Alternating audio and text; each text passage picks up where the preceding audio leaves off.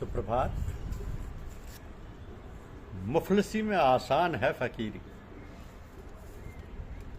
मुफलिसी में आसान है फकीरी, यह हमारी आज की आध्यात्मिक चर्चा का विषय है।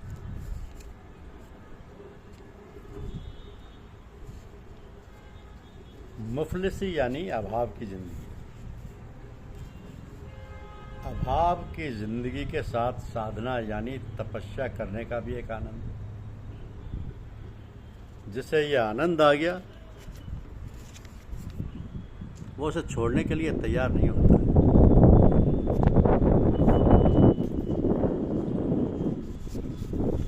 छोड़ने के लिए तैयार नहीं होता है।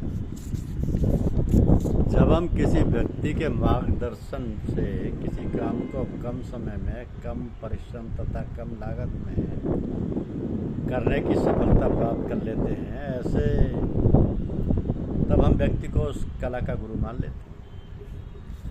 ऐसे गुरु हमें संसार के हर क्षेत्र में मिलेंगे, विद्या में, गायन में, संगीत में, अनेक कलाओं में, यहाँ तक कि लोगों की जेब काटने और गले काटने तक, गले की चैन झपड़ना व हत्या करने, ये सब कुछ सिखाने वाले व्यक्ति मिल जाते हैं।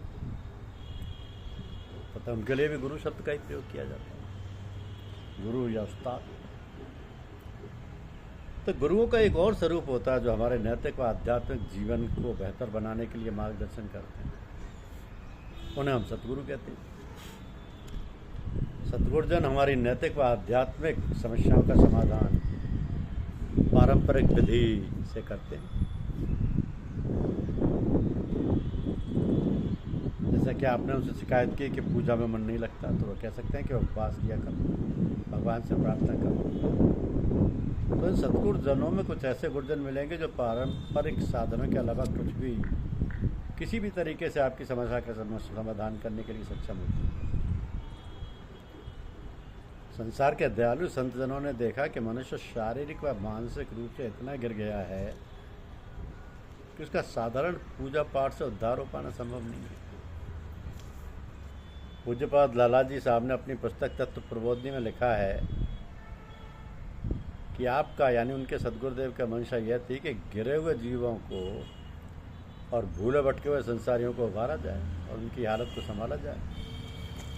आपका असली मकसद यह था कि जहाँ तक लोगों की अंदरूनी हालत न संभलेगी और उनकी आत्मशक्तियाँ यानी भीतरी ताकतों का उभार होकर वो जाग न जाएंगी और मन की ताकत का अजसरे नशो नमा न होगा, न फूलेंगे, बुद्धि की सफाई होकर तेजी ना होगी, उस वक्त तक खाली पूजा पाठ व ऊपरी उपासना से काम नहीं चलेगा और बंधे हुए हैं जैसे वैसे ही रहेंगे। जैसे एक भयंकर रोग से पीड़ित मरीज को साधारण दवाओं से फायदा नहीं होता, एक व्याधि बस नर मरई ये असाधि बहु व्याध, उसे मूल्यवान भस्मों व रसों को दिया जाता है। उसी प्रकार इन गिरे हुए जीवों के उद्धार के लिए आध्यात्मिक रसों व भस्मों का प्रयोग करना पड़ता है, जिन्हें संतजन अपने को गलाकर तैयार करते हैं। इन्हें हम समर्थ सतगुरु कहते हैं। ये हमारी आध्यात्मिक व सांसारिक समस्याओं का समाधान किसी भी तरीके से करने में समर्थ होते हैं। इनकी विचार शक्ति इतनी बलवान होती है कि इनके विचार मात्र से ही समस्याओं का समाधान होने लगता है। परंतु यह साधारण शक्ति संपन्न महात्मा जन अपने को छुपाए रखने की गरज से कुछ न कुछ करने को बता देते हैं। काम करती है नजर, नाम है पैमाने का। इसका एक बड़ा ही रोचक संस्मरण है कि एक साहब ने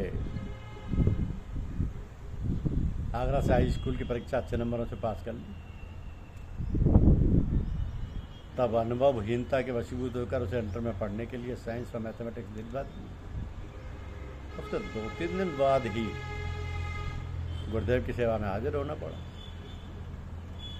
गुरुदेव को बताया कि इस लड़कों के विषय इंटर में पढ़ने को दिलवा दिए हैं। आपने कहा कि आजकल मैथमेटिक्स का ज़्यादा महत्व नहीं, आप उसे बायोलॉजी दिलवा दें। इसके 2-3 दिन बाद ही मैंने प्रिंसिपल साहब से निवेदन किया कि गलती से उसको मैथमेटिक्स दिलवा दिया, उसे बायोलॉजी दिलवाने की कृपा करें। प्रिंसिपल साहब ने बिल्कुल मना कर दिया, अब ये कर पाना असंभव है। इसलिए इस बात के 15 दिन बाद गुरुदेव का आगमन हुआ। तो उस वक्त ये चर्चा चली।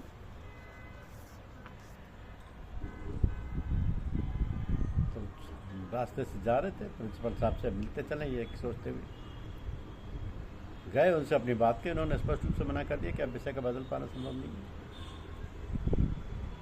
कह दिया था। इसके बाद गुरुदेव के दर्शनार्थ अशोक नगर पहुँचे। वहाँ सुबह का सत्संग हो चुका था। आप एक कमरे में अकेले बैठे थे। जाकर जो ही आपके चरण स्पर्श किया, आपने फ़ौरन पूछ लिया कि लड़के का सब्जेक्ट बदलवाने के मामले में क्या हुआ। निवेदन किया कि अभी प्रिंसिपल साहब से मिलकर आ रहे हैं। उन्होंने स्पष्ट रूप से इनकार कर दिया। और आपने फिर पूछा कि अब आप क्या करेंगे।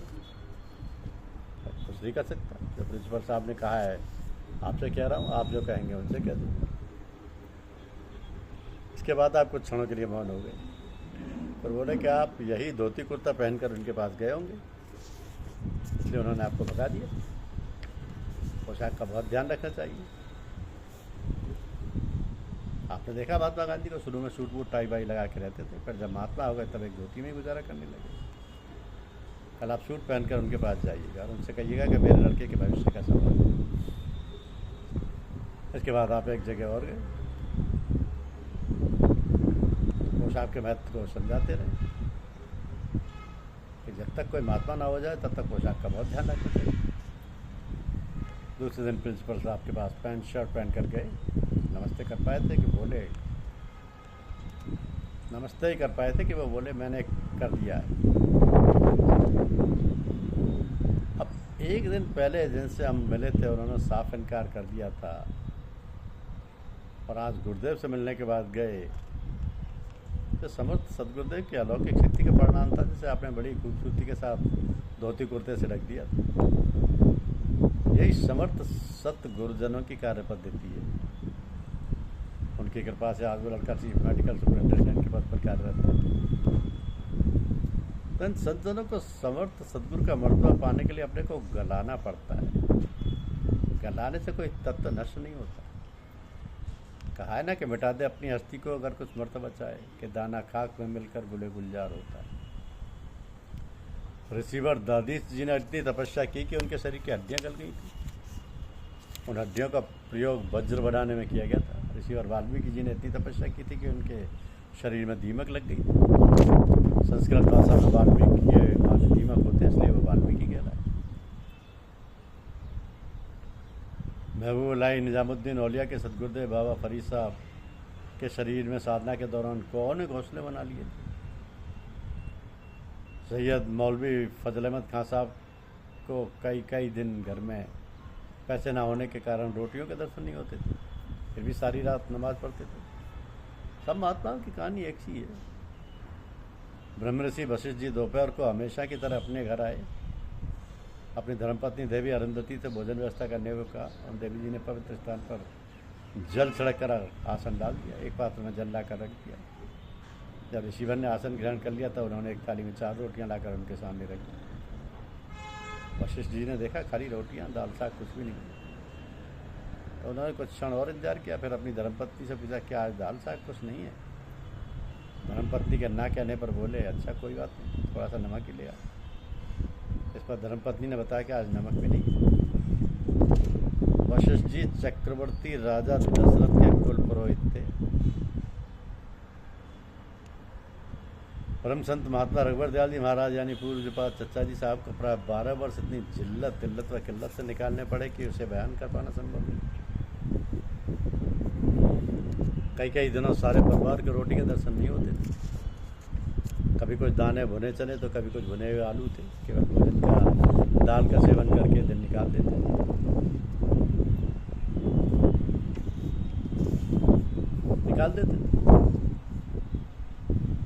तो मुफलिसी यानी अभाव की ज़िंदगी। मुफलिसी के लिए कहा है ना कि मुफलिसी में ये निस्बत जितनी फलती व फूलती है वैसी वायद व शायद। अमीरी में फ़कीरी का नाम मुश्किल है, मुफलिसी में फ़कीरी आसान है। मुफलिसी में फ़कीरी आसान है। हमारे ऋषियों मुनियों व बुजुर्गों ने ऐसी कठोर तपस्या करके अमूल्य आध्यात्मिक औषधियाँ प्राप्त की हैं, जिनके खुराक देने से मनुष्य के जीवन का कायाकल्प हो जाता है।